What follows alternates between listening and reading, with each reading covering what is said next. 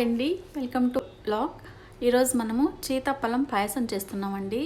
So ఇక్కడ నేను 3 సీతాఫలం తీసుకున్నానండి. అలాగే బాదం నీళ్ళల్లో నానబెట్టానండి. ఒక 10 పీసెస్ బాదం, 2 ఇలాచి వేసానండి.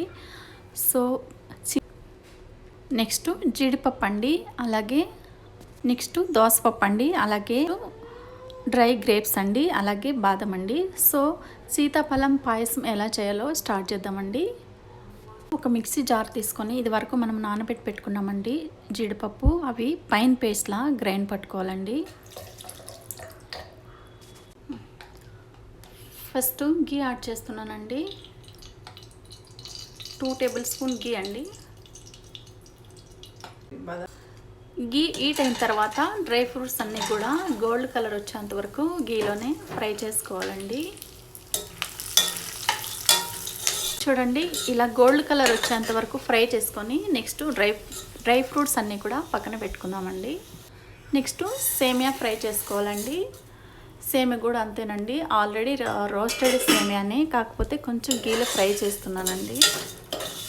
ఇలా ఫ్రై చేసుకోవాలండి సేమియా అంతా కూడా. ఇప్పుడు సేమియా కూడా పక్కన పెట్టుకుందామండి. నెక్స్ట్ 1/2 లీటర్ మిల్క్ యాడ్ చేస్తున్నానండి. నెక్స్ట్ మిల్క్ అంతా ఇలా బాయిల్ అయిన తర్వాత నెక్స్ట్ సేమియా యాడ్ చేస్తున్నానండి.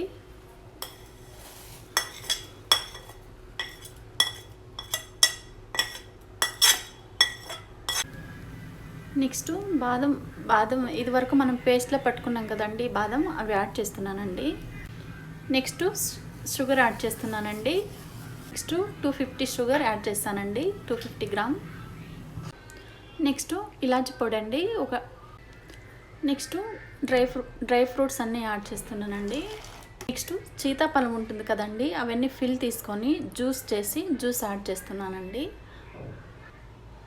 సో సీతాఫలం జ్యూస్ యాడ్ చేసిన తర్వాత ఎక్కువ కుక్ చేయొద్దండి, జస్ట్ 1 మినిట్.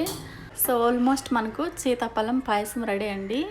సో సీతాఫలం పాయసం రెడీ అండి. ఒకసారి మీరు కూడా ట్రై చేసి మీకు ఎలా వచ్చిందో కామెంట్ సెక్షన్లో కామెంట్ పెట్టండి. అలాగే ఈ వీడియో మీకు నచ్చినట్టయితే like, share, subscribe. Thanks for watching this video.